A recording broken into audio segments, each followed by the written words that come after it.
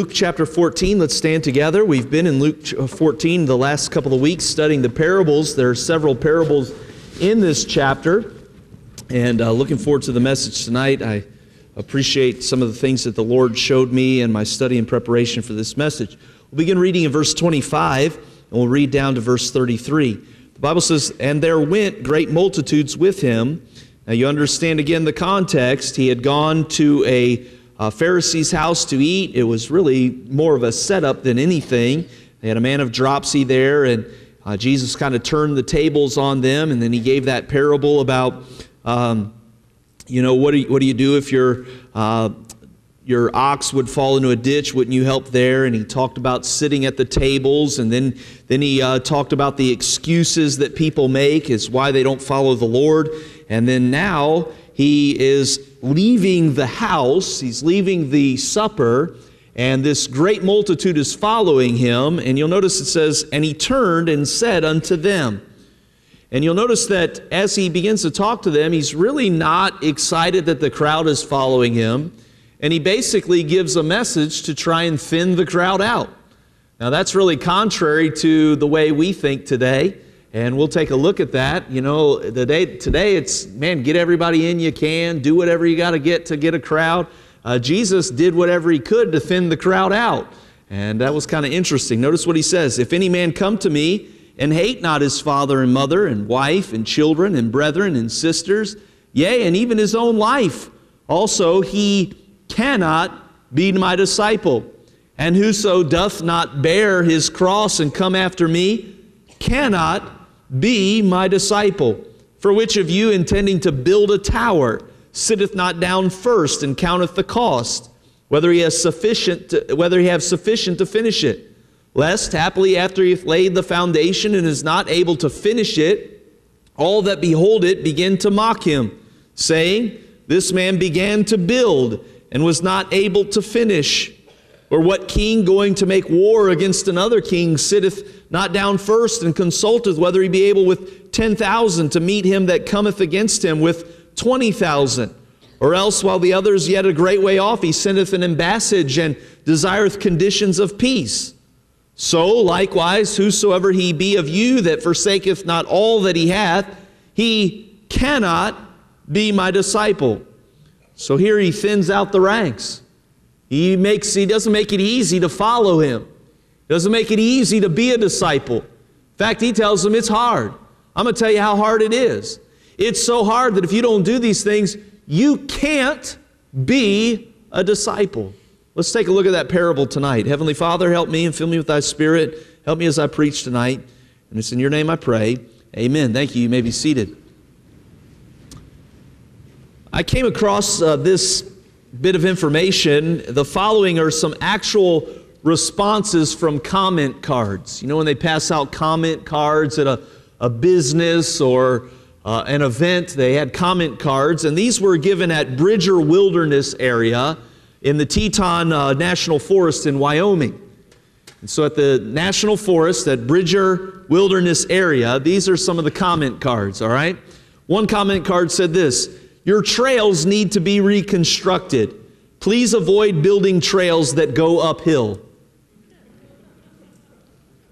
The second one said, "There are too many bugs and leeches and spiders and spider webs. Get an exterminator to get rid of these pests."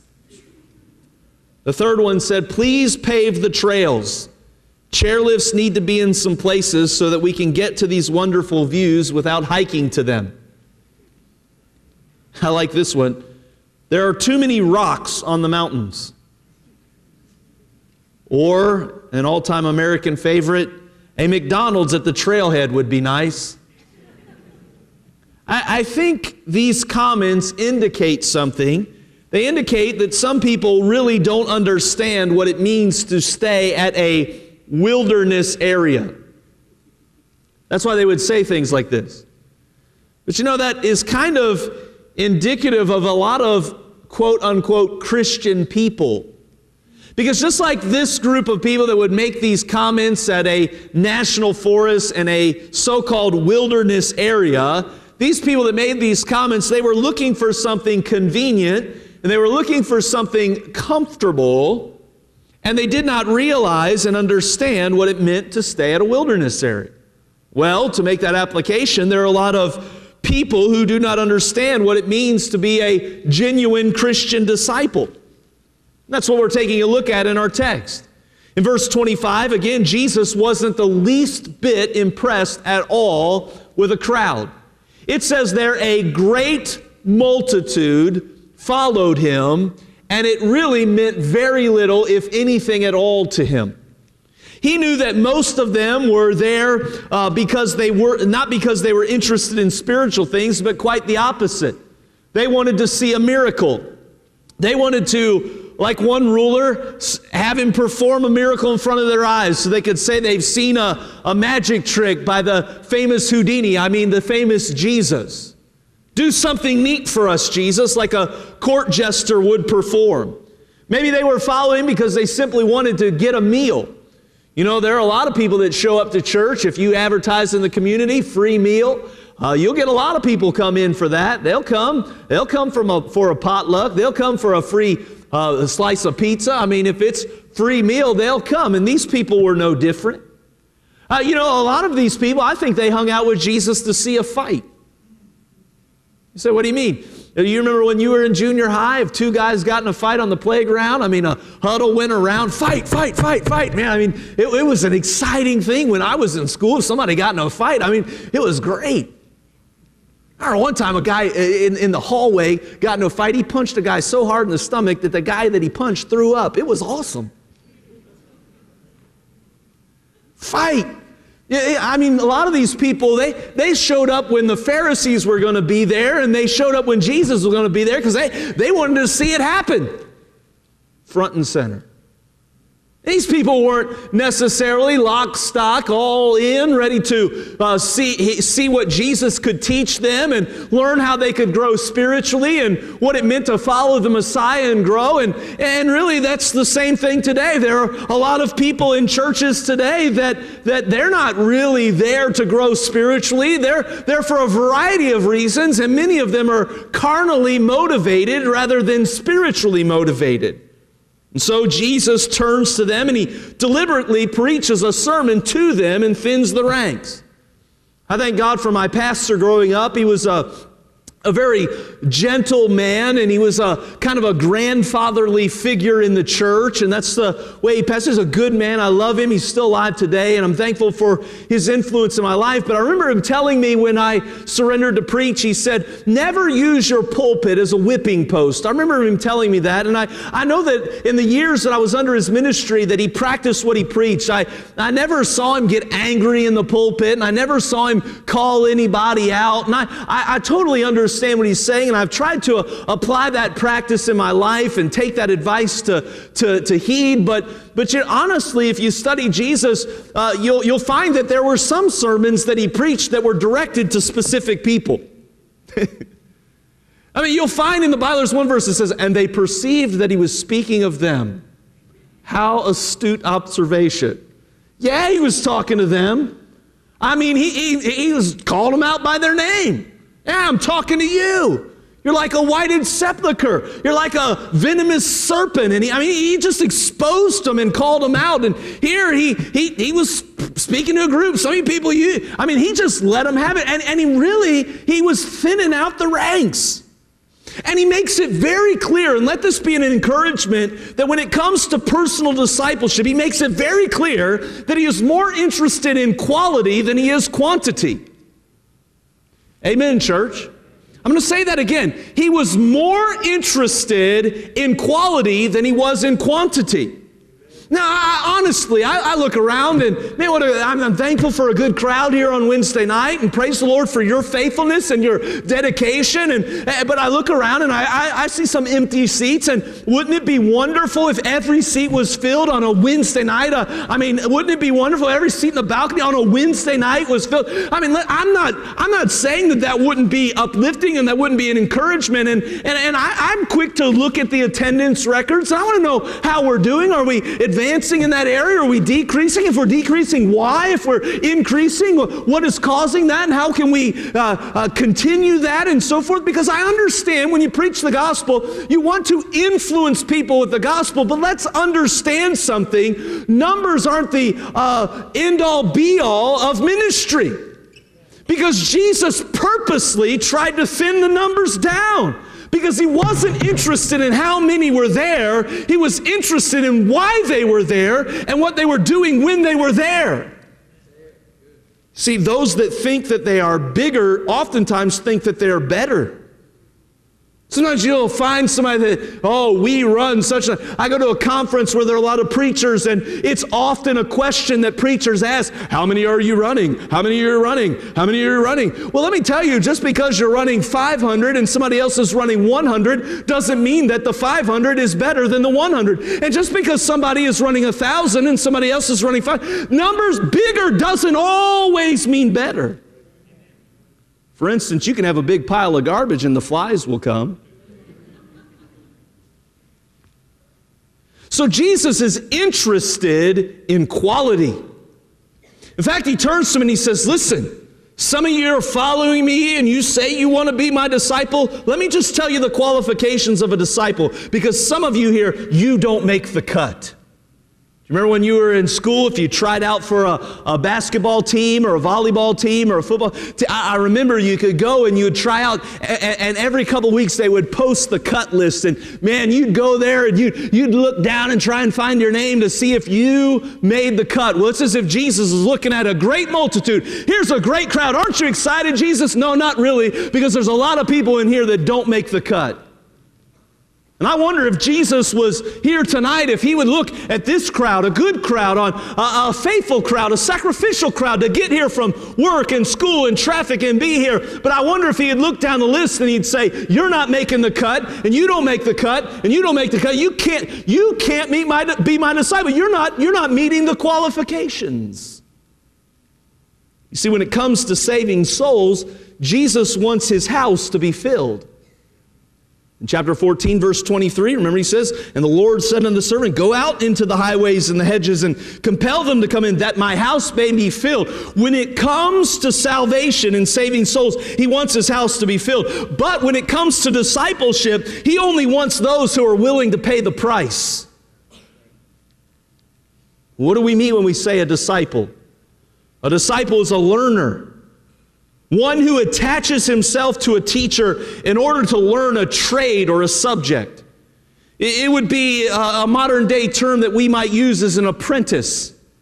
So if we are truly disciples, we have fastened ourselves to his side. We want to learn from him. We want to make sure that we are learning the trade. What trade? The trade of being an authentic biblical Christian.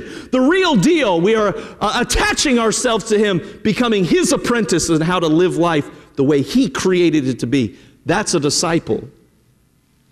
I remember when I was a kid, do you remember those cheap, we might give them away as bus promotions, but it's a cheap toy. It's a little rubber toy, and if you turn it inside out, it's like a button, and if you turn it inside out, it'll pop and jump up in the air. Have you ever seen those? It's like a half circle. I remember when I was a kid, my sister got one of those in junior church or something like that, and we were riding home in our minivan, and my mom and dad were driving, and they were talking, and we were in the back, and they weren't paying attention to us kids, and they were driving, and I remember my sister took that rubber popper, that half circle, and she stuck it on her head, and she stuck it there, and, she was fascinated because she's, 5 or 6 years old, and, look, it sticks on your head, and, me and my brother, we just ignored my sister, and so the whole ride home, she had this thing stuck on her head, and so when we get to the house, we're getting out of the van, she pops it off of her head, and my parents look at her, and they go, because at that time, like the suction just sucked the blood out, and right in the middle of her forehead, she had a perfect circle, basically a hickey mark, a perfect circle right in the center of her forehead, and that's going to be there a while. And it was one of those situations where you look and you go, that's going to leave a mark. You ever had something like that? You hurt yourself or you did something silly like that and you thought, that's going to leave a mark. Well, you know, Jesus, he says 3 times in this text. I couldn't help. There are a lot of things that I saw in this text, and in fact, I had started working on an outline, but it seemed like it just jumped off the pages. I mean, the 3 times he says, you cannot be my disciple. You cannot be my disciple. You cannot be my disciple. And really what he's saying here is that if you're going to be a true disciple, it's going to leave a mark on your life. Just like my sister had that mark on her head, and it lasted many days. I mean, it was there for a good while. And I mean, that's fun at the dinner table because you just can't help but laugh every time you say, pass the mashed potatoes, and there she, you know, with that. She had to go to school. It was ridiculous, and it left a mark, and it was very obvious. It wasn't something you could hide. And let me tell you, that's exactly how our Christianity ought to be. It ought to leave a mark on us.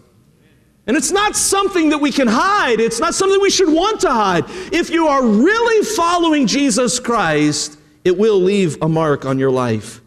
So I want to give you tonight 3 marks of a true disciple. 3 marks of a true disciple, according to the Bible here tonight. Number 1, a true disciple will plan his priorities.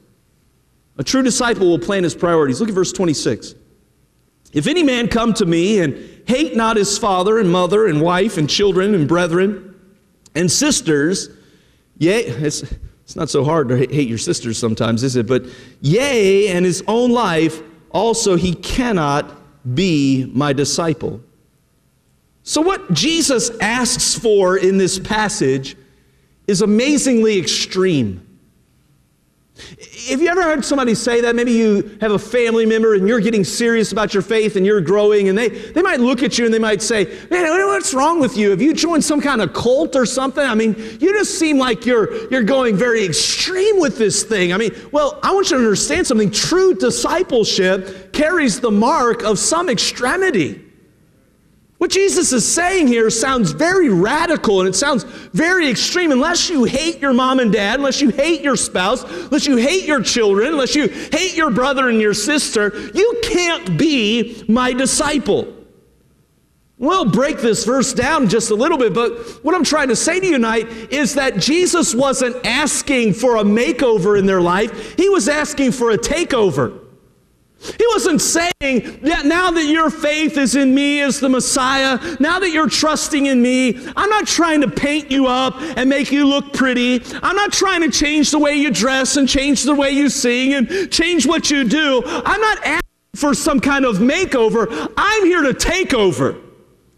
Now, of course, when Jesus takes over, some of those things will be made over. I understand that.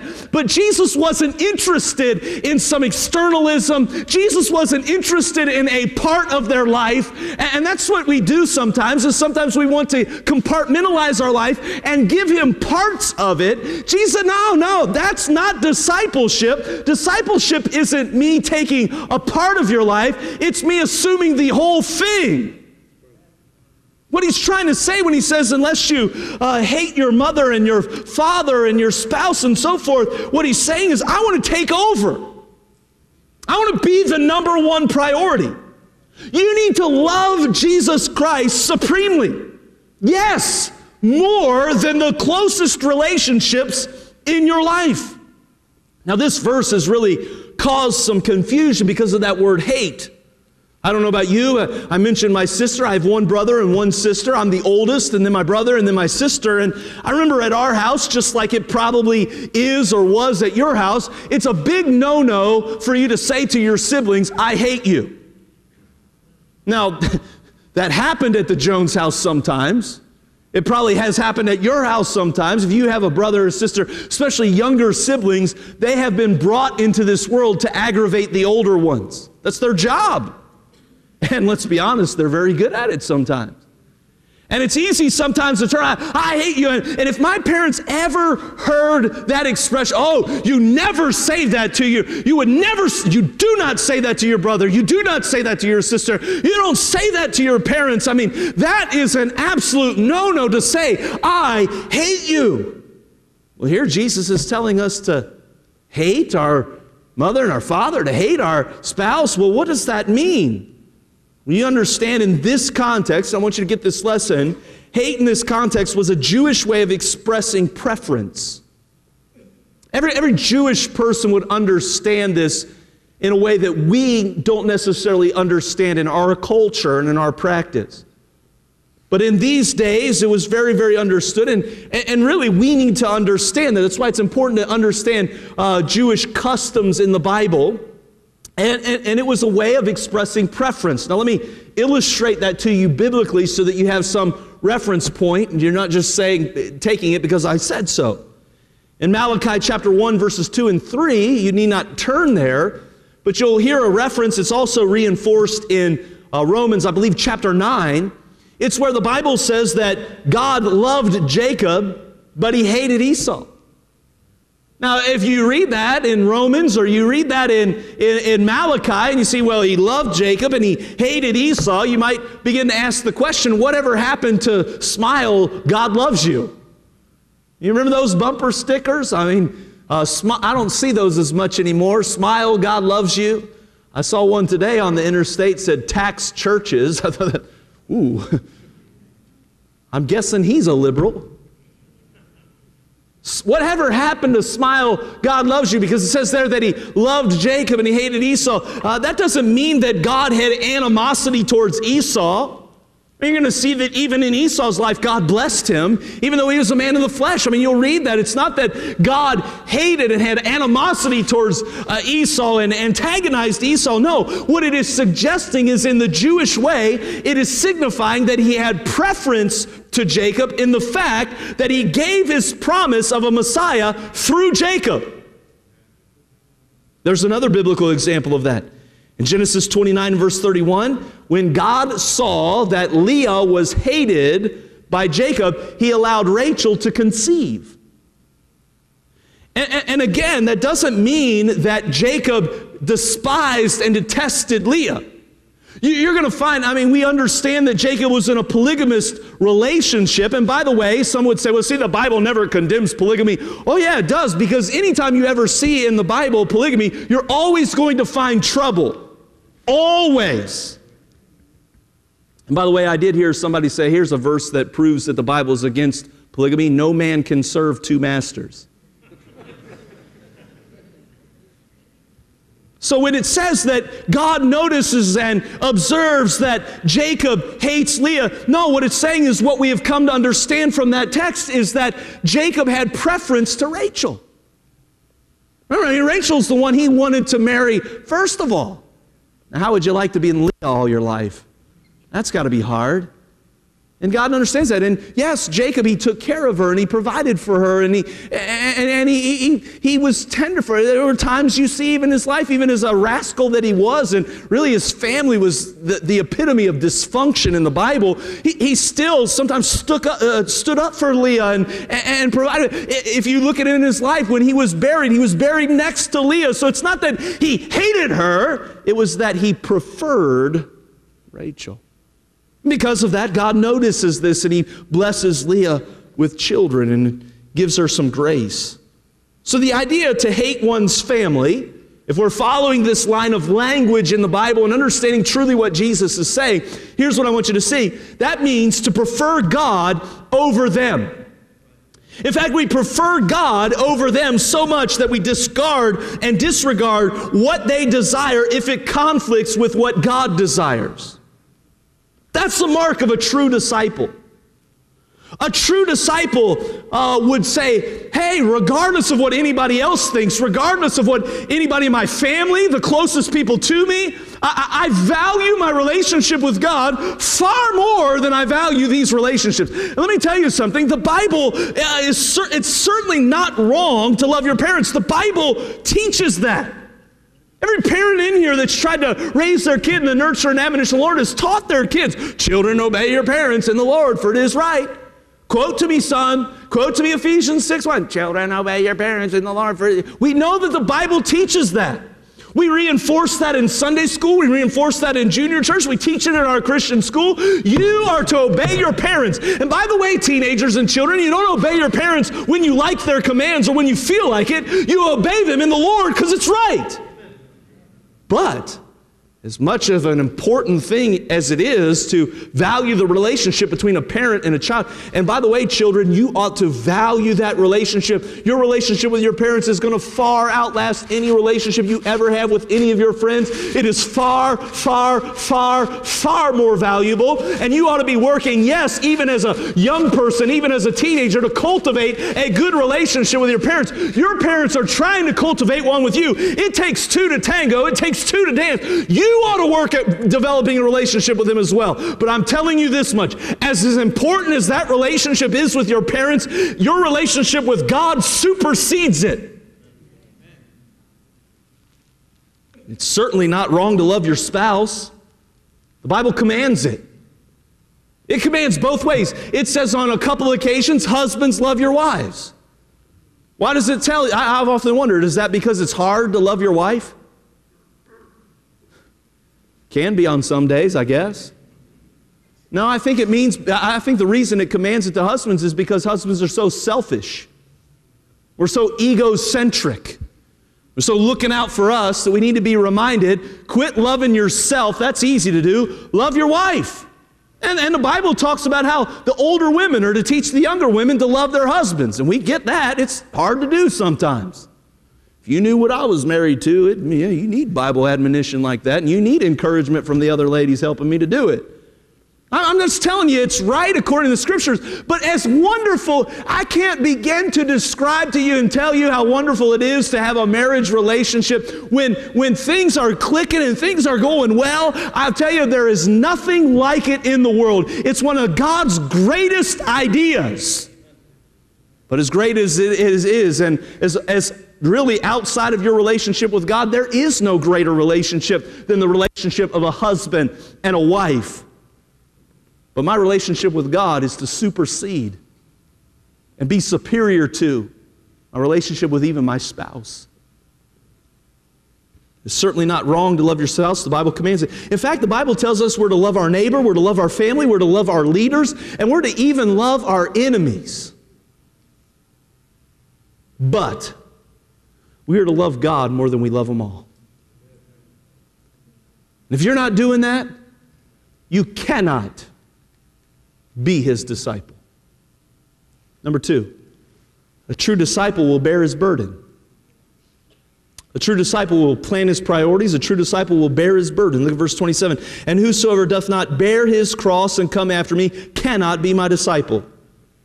Now again, the word disciple has gone through some changes, and by the time you get to the book of Acts, it seems that the word disciple has become a synonym for Christian. And I think that you could take umbrage with me, you could argue with me on this if you would like, but it seems to me, as I study the Bible, that Jesus seems to make a distinction between salvation and discipleship.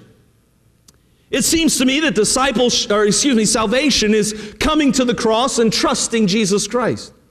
But discipleship is carrying your cross and following Jesus Christ. So it seems to me as I read the Bible that there are many people who are saved, but they are not disciples. Now again, I think that you could argue with me on that if you're saved, you're a disciple, and if you're a disciple, you're saved. I think you could argue with me on that, but I don't think that you can argue that the application I'm about to make is very applicable and very real.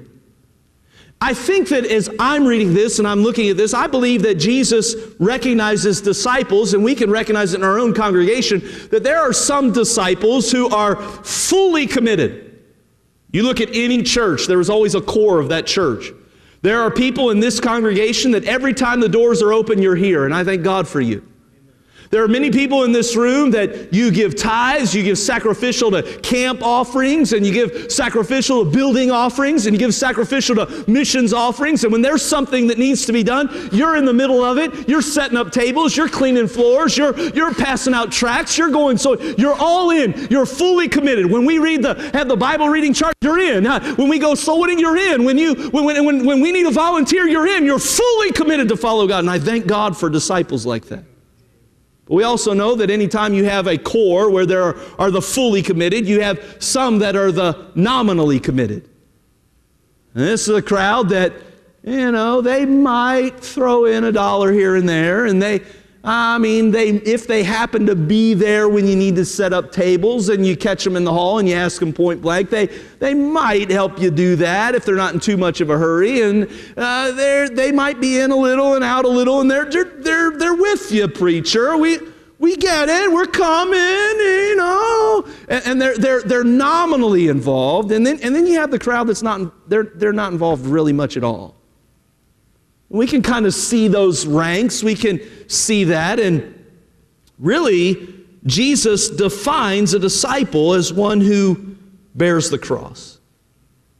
And that's interesting to me because we have made the cross into jewelry. I mean, I'm not trying to bust anybody's bubble, and I'm not trying to be nitpicky, but somebody in here, I'm sure, has a cross around their neck and a necklace tonight, or you have it on some form of jewelry, or we have decorated our churches with it, and we've put it on trinkets, and the cross has become a great symbol to us. And we look at a cross, oh, isn't that cross beautiful? And oh, isn't that cross nice? And oh, look at that piece of jewelry, and we adore and we admire the cross. But you understand something. When Jesus made this statement, the cross didn't mean what it means to us today. When he said this, Jesus hadn't died on the cross. So when he talked about the cross, what he was saying was, that's a symbol of Roman oppression and tyranny. That's a picture of death. So to them, it was like a noose. It was like an electric chair. Oh, what's your little charm on your necklace there? Is that a Pandora bracelet? What kind of charms is this an electric chair? It was like lethal injection. So could you imagine someone wearing a noose as jewelry? Y'all with me tonight? Some of you are like, I wish some people I know would wear a noose. Come here, let me see that, right? I mean, that would be silly. Like, hey, you like my necklace? What is that, a piece of rope? Yeah, it's a noose. No one would think that's attractive. The cross was a symbol of oppression. It was a symbol of cruelty. It was a symbol of difficulty and pain. And if you saw anybody carrying a cross, if you looked through the streets and you saw somebody carrying a cross, that man was as good as dead. He was carrying that cross, that lumber, to his own death. And so when Jesus said, if you want to be my disciple, you got to carry your cross, he wasn't saying what we think he's saying. You ever heard some Christians today? Well, pray for me. I've got arthritis. And this is what they say. I guess that's my cross to bear. You ever heard somebody say that? You do not understand what Jesus is saying in this verse. He's not talking about your arthritis. He's trying to say that being a disciple is not always easy. And it is not always comfortable, and it's not always convenient. It's sometimes flat out difficult, painful, and it might even lead you to literally your own physical death, as it did for many of these people he was talking to. And it is certainly going to lead you to your own selfish death. That's why Paul said, I die daily. But hold on a second, preacher. We prefer to volunteer when it's convenient, when it doesn't interfere with what we want to do. I've been in the ministry long enough to know there are a lot of people, and you meet them all the time, and we have visitors every single Sunday. And there are people that come in to the doors of the church, and they sit down and they say, preach to me. Oh, and sing to me. And by the way, you better sing the kind of music I like, because after all, we all know that God likes the music I like.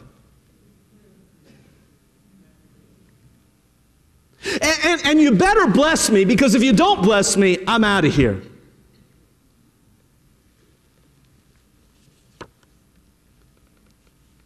If you study merchandising, the first rule is to give the consumer what they want. And I'm telling you that same mindset has crept into Christianity and to the church with full force. Full force. Is church too long? Hey, we'll shorten it. Not tonight, we won't. I'm sorry, I'm a preacher. I've listened to 6 or 7 sermons in the last probably 24 hours. I mean, I'm ready to go tonight. And I'm only halfway through point number 2 and say, wow, this is too long. Hey, well, I'll tell you, there's a church that'll shorten it for you. See, I mean, there's a church that'll slim it down to, we'll get you in and out the door with no more sermons other than 10 minutes. Is church too formal? Hey, you can find a church, you can wear your pajamas to church if you want to. Is it too boring? Well, wait until you hear our band. I mean, I like Coca-Cola. Don't give me Pepsi, I like Coca-Cola. Now, my wife, she's been after me, you got to cut down on the sweets, and we got to eat more nutrition, and we got to do better. And so I've really been trying not to drink Coke, but I'll be honest with you, I like to have a nice ice-cold Coca-Cola. But don't give me Diet Coke. I cannot stand Diet Coke. And I don't care what you say, try Coke Zero. It tastes exactly. No, if it tasted exactly like it, it'd be Coca-Cola Classic. And so Coke Zero, what do they say about Coke Zero? 0 calories with all the taste. And I'm telling you, that's exactly what American brand of Christianity and the modern everyday church on the typical street corner has done with Christianity, is they have given us not Coke Zero, they've given us Church Zero. And what they have done is they have said, well, we'll give you 0 commitment with all the blessing. We're not going to ask our church members to tithe. In fact, you want to be at our church, we're going to cut the tithe down to 7.5% for you.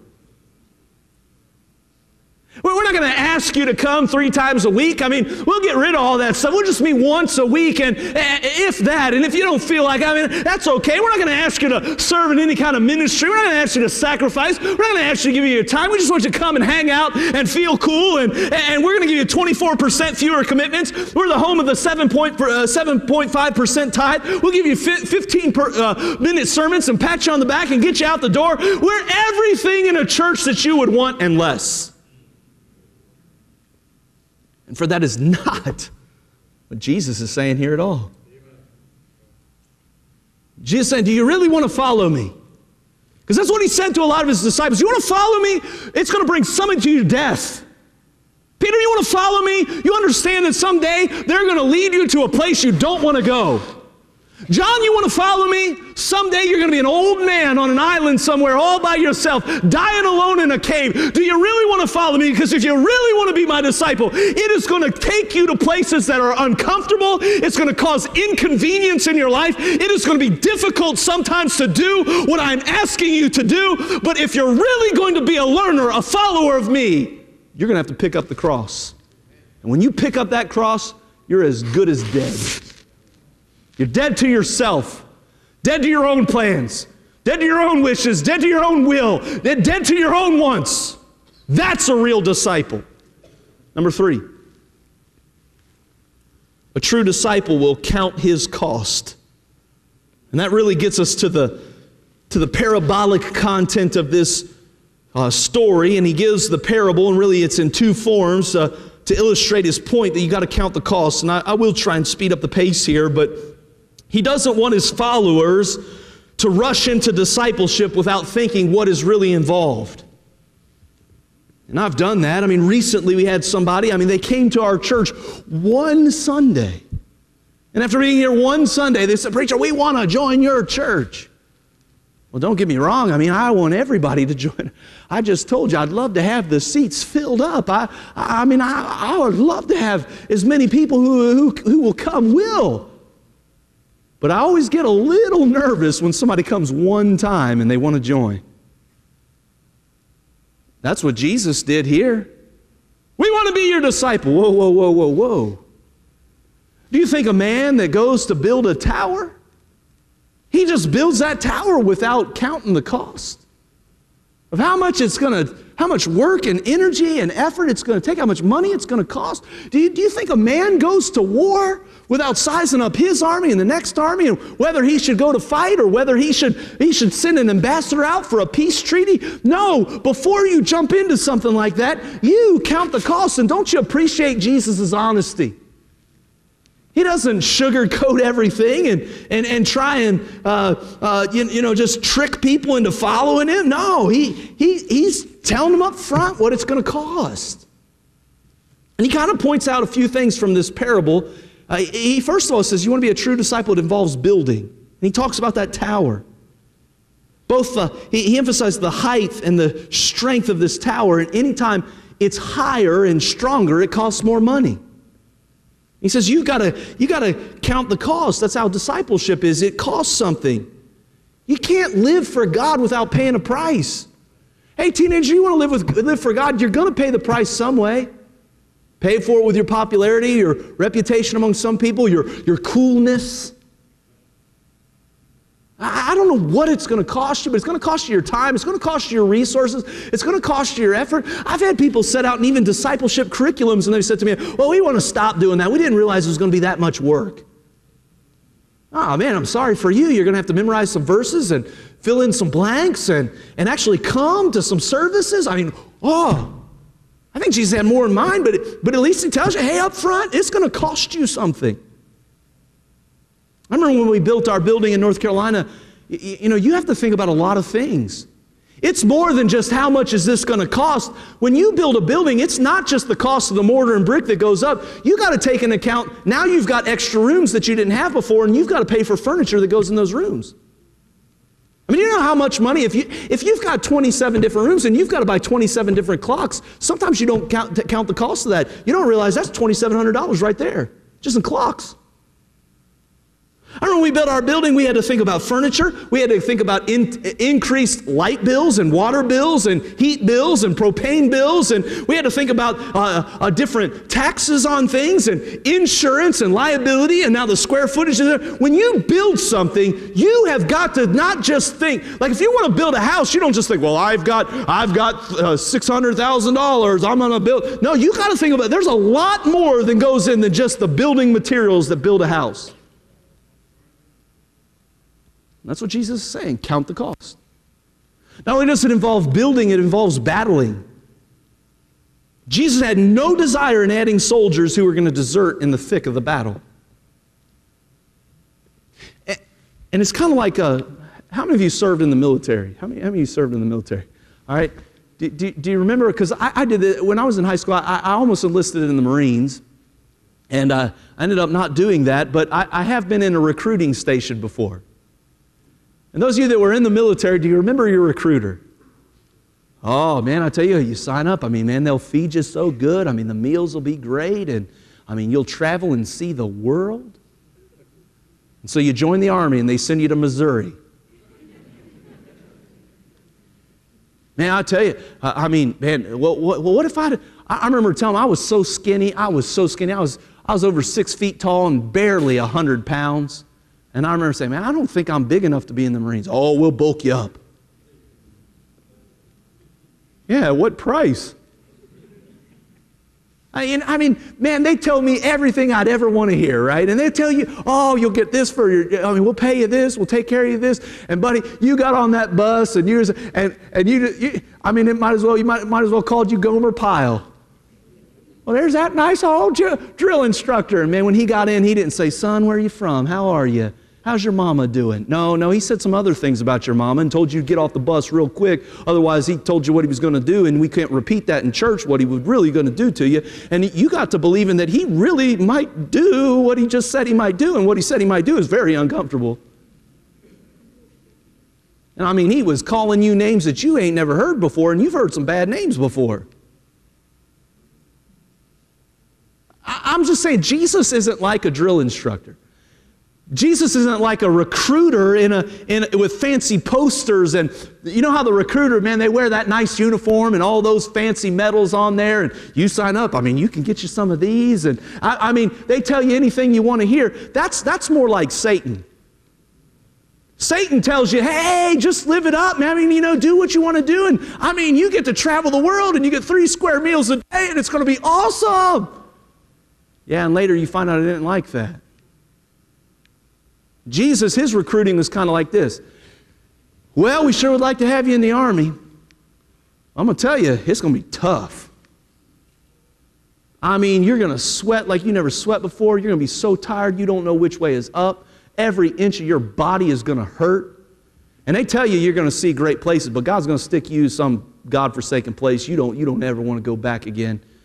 But, it's worth signing up if you want to. And what kind of pitch does that sound like?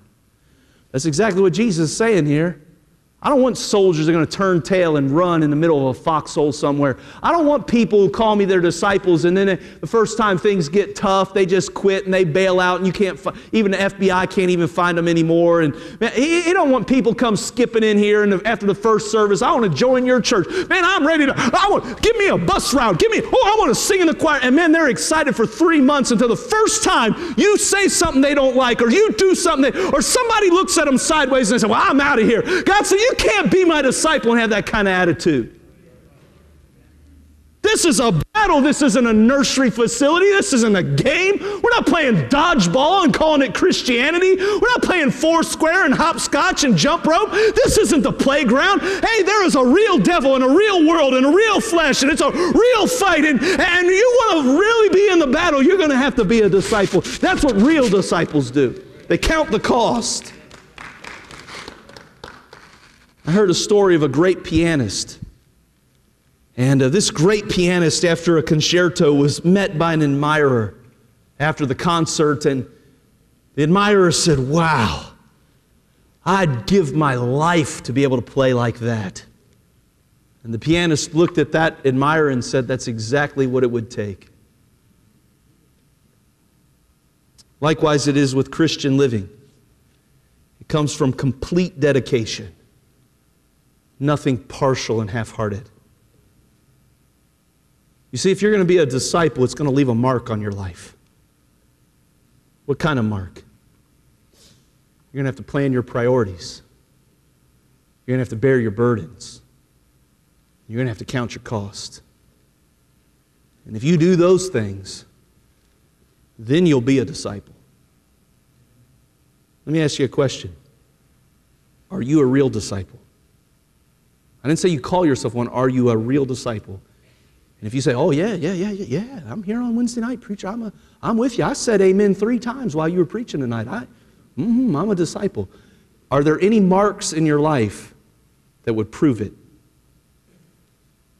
What are your priorities? Do you carry a cross? Or is your faith just simply a matter of convenience to you? Have you counted the cost? Meaning, have you given your life to following Him? I want to be His disciple. I want to learn of Him. I need Him to help me to plan my priorities and count my cost and bear my burdens and follow Him no matter what. I want to be a disciple. I hope you do too.